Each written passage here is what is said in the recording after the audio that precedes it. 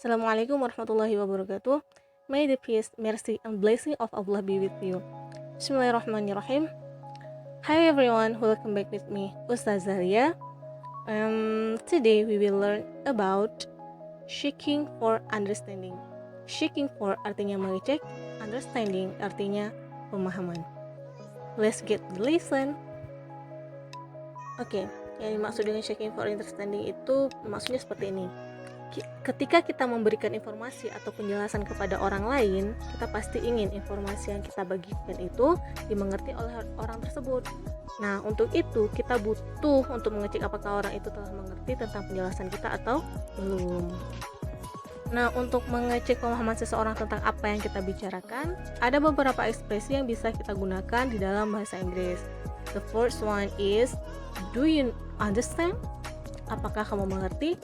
Nah, ini merupakan ekspresi yang sangat sering digunakan oleh seseorang ketika untuk mengecek pemahaman seseorang. The second one is, do you understand what I'm saying? Apakah kamu mengerti apa yang saya katakan? The third one is, do you know what I'm talking about? Apakah kamu tahu apa yang sedang saya bicarakan? Kemudian, do you know what I mean? Apakah kamu tahu apa yang saya maksud?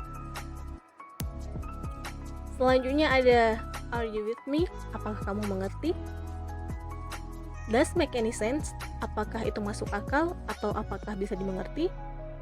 You know, right? Kamu tahu kan? Nah, sebenarnya semua ekspresi tersebut artinya sama, yaitu apakah kamu mengerti atau kamu ngerti nggak apa yang saya maksud. Hanya saja, kenapa terlalu banyak? Itu hanya untuk menguasai atau memperbanyak kata tersebut. Nah, selain mengecek pemahaman orang lain, kita juga pasti pernah ditanyakan oleh orang lain, apakah kita mengerti apa yang mereka katakan atau tidak. Kalau kita mau indicating understanding, atau kalau kita mau mengatakan kalau kita mengerti, ada beberapa responses atau beberapa respon yang bisa kita sebutkan dalam bahasa Inggris. First one is, I see what you are saying. Saya mengerti apa yang kamu katakan. Second one is, I know what you mean. Saya mengerti apa yang kamu katakan. The third one is, I know what you mean. Saya tahu apa yang kamu maksud. Kemudian, I'm with you. Nah, bagaimana kalau kita gak fokus atau sedang sibuk dengan hal-hal yang lain, sehingga kita tidak mengerti apa yang orang lain sebutkan atau apa yang orang lain katakan? Nah, bagaimana kita mengatakan kita tidak mengerti dalam bahasa Inggris?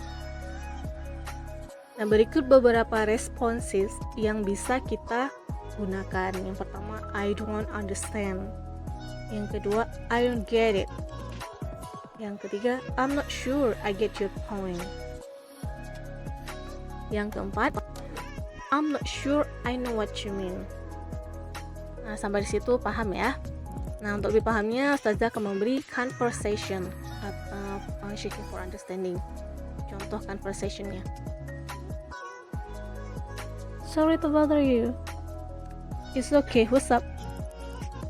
Can you tell me how to answer this question?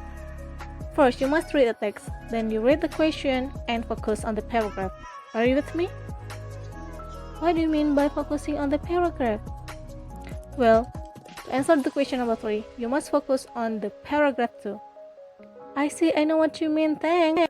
Nah, semoga anda semua paham dengan penjelasannya Ustazah dan juga contoh conversation yang sudah Ustazah berikan. Oke, thank you for today. Wassalamualaikum warahmatullahi wabarakatuh.